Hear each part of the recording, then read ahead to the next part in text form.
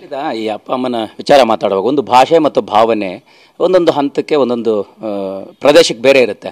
ಒಂದು ಪದ ಸಾಕಷ್ಟು ಚರ್ಚೆ ಆಯಿತು, ಜೊತೆಗೆ ಅದನ್ನು ಒಂದು ರೀತಿ ಎಲ್ಲೋ ಕಿಂಡಲ್ ಮಾಡೋ ಥರ ಆಯ್ತಾ ಅಂತಂದ. ಈ ಹನುಮಂತು ಅವ್ವ ಅನ್ನೋಂಥದ್ದನ್ನು ಬಳಸುವಂಥ ಪದ ಅದು ಸಹಜ ಭಾಷೆ, ಭಾವನಾತ್ಮಕ ಸಂಬಂಧ, ಪ್ರತಿಯೊಬ್ಬರು ಅಮ್ಮನಿಗೆ ಹೇಳುವಂಥ ಪದ. ಇದನ್ನು ನೀವು ಹೆಂಗೆ ತೊಗೊಂಡ್ರಿ? ಅಲ್ಲಿ ರಜತ್ ಅವರು ಅದನ್ನು ಕಿಂಡಲ್ ಮಾಡಿದ್ದಂಥದ್ದು ಅಂತ. ಅವ್ವ ಅಂತಾರೆ, ಅವ್ವ ಅಂತಾನೆ ಆಟ ಆಡ್ತಾರೆ ಅಂತ, ಯವ್ವ ಅಂತ ಆಟ ಆಡ್ತಾರೆ ಅನ್ನೋಂಥ ಒಂದು ವಿಡಿಯೋ. ಹಾಂ, ಅದೇ ಅದನ್ನು ತಮಾಷೆ. ಅದು ಬಾರವ ಅಂತೇಳಿ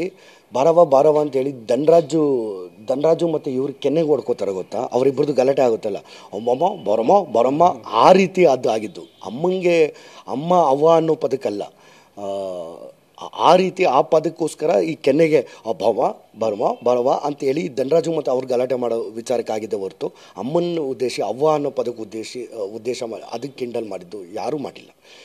ಅಲ್ಲಿರೋಂಥವ್ರು ಯಾರೂ ಆ ಥರ ತಾಯಿಗೆ ಆ ಥರದೆಲ್ಲ ಬಳಸಿ ಮಾತಾಡಬೇಕು ಅನ್ನೋದು ಯಾರಿಗೂ ಉದ್ದೇಶನೂ ಇಲ್ಲ. ಯಾರು ಮಾತಾಡಿಲ್ಲ, ಸನ್ನಿವೇಶದಲ್ಲಿ ಇಲ್ಲ.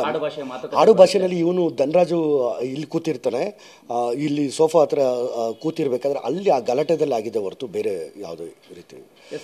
ಇದೆಲ್ಲದರ ಜೊತೆಗೆ ಸುದೀಪ್ ಸರ್ 11 ವರ್ಷದ ಬಿಗ್ ಬಾಸ್ ಜರ್ನಿಗೆ ಕೊನೆ ಬಿಗ್ ಬಾಸ್ ಅನ್ನುವಂಥ ವಿಚಾರ ನಿಮಗೆ ಏನಾದರೂ ಗೊತ್ತಾಗಿತ್ತಾ ಒಳಗಡೆ ಇರುವಾಗ?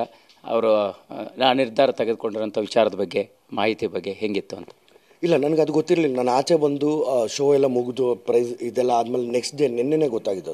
ಅದು ಏನು ಟ್ವೀಟ್ ಮಾಡಿದರು ಸರ್ರು ಅಂತೇಳಿ ಗೊತ್ತಾಗಿದ್ದು. ಬಟ್ ಅವರು ಹೊಸಾಗಿದ್ದವಾಗ ನಾನು ಅಲ್ಲಿ ಇದ್ದಿದ್ದು ಖುಷಿ ತಂದುಕೊಡುತ್ತೆ. ಬಟ್ ಇನ್ನು ಮುಂದೆ ಆ ಸ್ಥಾನಕ್ಕೆ ಅವರಿಲ್ಲ ಅಂದರೆ ಇನ್ನೊಬ್ಬರು ಬಂದೇ ಬರ್ತಾರೆ. ಶೋ ಅಂತೂ ನಡೆಸ್ತಾರೆ. ಕಲರ್ಸ್ ಕನ್ನಡದವರು, ಎಂಡಮಲ್ಲವರು ಶೋ ಮಾಡೇ ಮಾಡ್ತಾರೆ. ಅದಕ್ಕೆ ಆ ಸ್ಥಾನಕ್ಕೆ ಯಾರು ಅರ್ಹತೆ ಇರುತ್ತೋ ಅವರೇ ಬರ್ತಾರೆ, ಶೋನು ಚೆನ್ನಾಗಾಗುತ್ತೆ ಅನ್ನೋದು. ಏನು ಕಲ್ತ್ಕೊಂಡ್ರಿ, ಏನು ಕಳ್ಕೊಂಡ್ರಿ ಬಿಗ್ ಬಾಸ್ ಮನೆಗೆ ಹೋಗಿ ಬಂದು?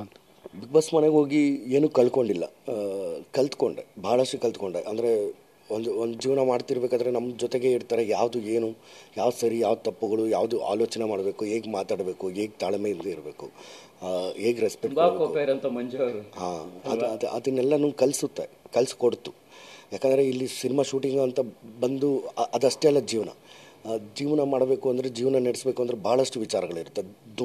ಆ ದುಡ್ಡು ಖರ್ಚು ಮಾಡಿ ಆ ಕಮಿಟ್ಮೆಂಟ್ಗಳು ತೀರಿಸ್ಕೊಂಡು ಅದರಲ್ಲೆಲ್ಲ ಜೀವನಾತ್ಮಕ ಅಂದರೆ ಜೀವನಕ್ಕೆ ಎಷ್ಟು ಬೇಕು ಅನ್ನೋದ್ರಿಂದ ನಮ್ಮ ಜೊತೆಗಿರೋರನ್ನ ಹೇಗೆ ನಡೆಸ್ಕೊಂಡು ಹೋಗಬೇಕು, ಹೇಗೆ ಮಾತಾಡಿಕೊಂಡು ಹೇಗೆ ಉಳಿಸ್ಕೋಬೇಕು ಅವ್ರನ್ನೆಲ್ಲ ಅನ್ನೋದು ಇತ್ತಲ್ಲ, ಪಡ್ಕೊಳ್ಳೋದು ಈಸಿ, ಉಳಿಸ್ಕೊಂಡು ಹೋಗೋದು ಇದೆಯಲ್ಲ, ಅದನ್ನೆಲ್ಲ ಬಿಗ್ ಬಾಸ್ ಮನೆಯಿಂದ ಕಲಿತು.